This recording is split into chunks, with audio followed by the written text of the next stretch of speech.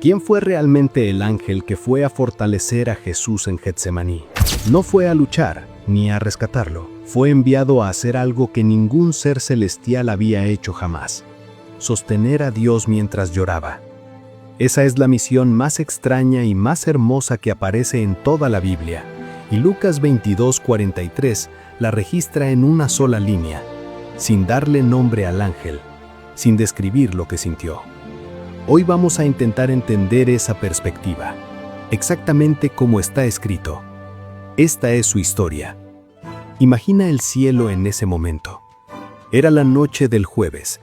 Jesús había terminado la última cena con sus discípulos y había ido al jardín de Getsemaní a orar, solo, con el peso de todo lo que sabía que se acercaba. En el cielo los ángeles observaban, como siempre observaban, pero esta noche era diferente. Esta noche algo en el cielo estaba cambiando, porque el Hijo de Dios estaba sufriendo. No en la cruz todavía, en un jardín, de rodillas, con el rostro hundido en la tierra. Y su oración era tan intensa, tan cargada de peso, que Lucas describe algo que la medicina moderna tiene un nombre para describir.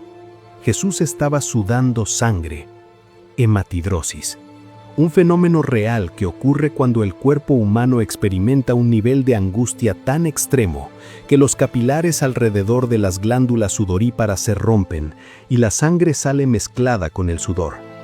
Jesús no estaba fingiendo su angustia. Su cuerpo estaba respondiendo físicamente al peso de lo que estaba cargando.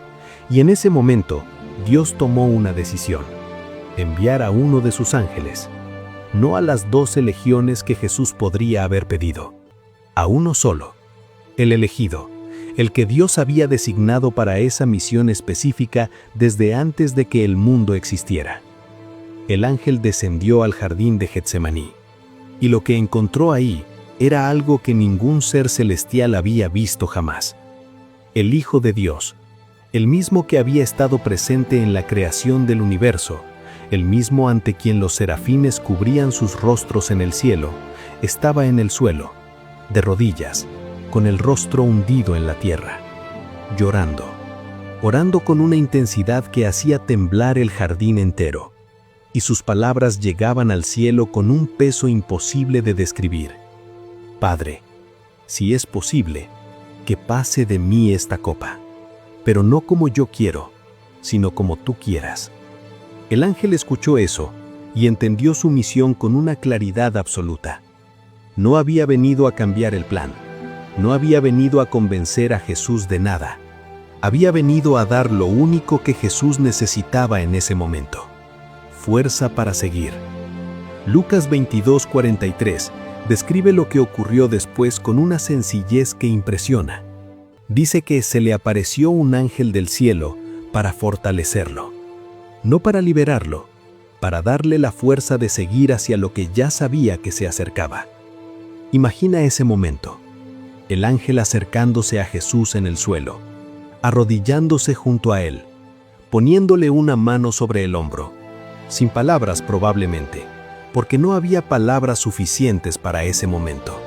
Solo presencia, solo fuerza transferida de un ser celestial al Hijo de Dios en su momento más humano. Ese ángel no era más poderoso que Jesús, no tenía más gloria que él, pero tenía algo que Jesús en ese momento necesitaba en su naturaleza humana: fuerza física y espiritual para levantarse, para caminar hacia la cruz, para terminar lo que había venido a hacer. Y el ángel se la dio, sin dudar, sin entender completamente por qué el Hijo de Dios necesitaba ser fortalecido por una criatura que él mismo había creado. Simplemente obedeció, y esa obediencia cambió la historia del universo. Para entender completamente lo que el ángel encontró ahí, hay que entender lo que Jesús estaba cargando esa noche. No era solo miedo a la muerte física. Cualquier mártir había enfrentado eso con valentía. Era algo infinitamente más pesado. Segunda de Corintios 5:21 dice que Dios lo hizo pecado por nosotros. Jesús estaba a punto de cargar el peso de cada pecado de cada ser humano que había existido y que existiría. Toda la oscuridad, todo el dolor, toda la separación de Dios que eso significaba.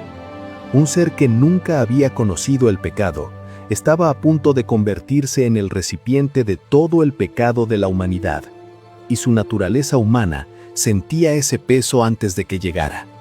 Por eso sudaba sangre, por eso oraba con tanta intensidad, por eso necesitaba ser fortalecido, no porque fuera débil, sino porque era completamente humano, y lo que se acercaba era demasiado para cualquier ser humano. Después de que el ángel lo fortaleció, Jesús se levantó. Mateo 26:46 registra sus palabras exactas. Levantaos, vámonos, he aquí se acerca el que me entrega. No huyó, no pidió las 12 legiones de ángeles que podría haber pedido. Se levantó y caminó hacia lo que se acercaba, con plena conciencia de todo lo que iba a ocurrir. El arresto, los golpes, la corona de espinas, la cruz. Jesús eligió todo eso, en ese jardín, en ese momento, después de que un ángel le dio la fuerza para elegirlo. El mensajero que abrió la tumba es glorioso y poderoso. Su llegada hizo temblar la tierra, derribó soldados romanos, removió una piedra enorme y anunció la resurrección al mundo. Pero este ángel de Getsemaní hizo algo diferente, algo más silencioso, más íntimo, algo que sin embargo fue absolutamente necesario para que todo lo demás ocurriera.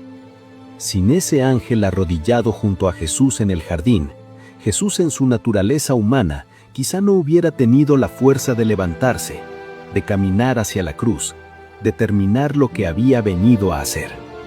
Ese ángel sin nombre, sin gloria pública, sin terremoto ni soldados caídos, cumplió una de las misiones más importantes de toda la historia de la salvación, simplemente estando presente cuando más se necesitaba, simplemente dando fuerza cuando todo lo demás pesaba demasiado.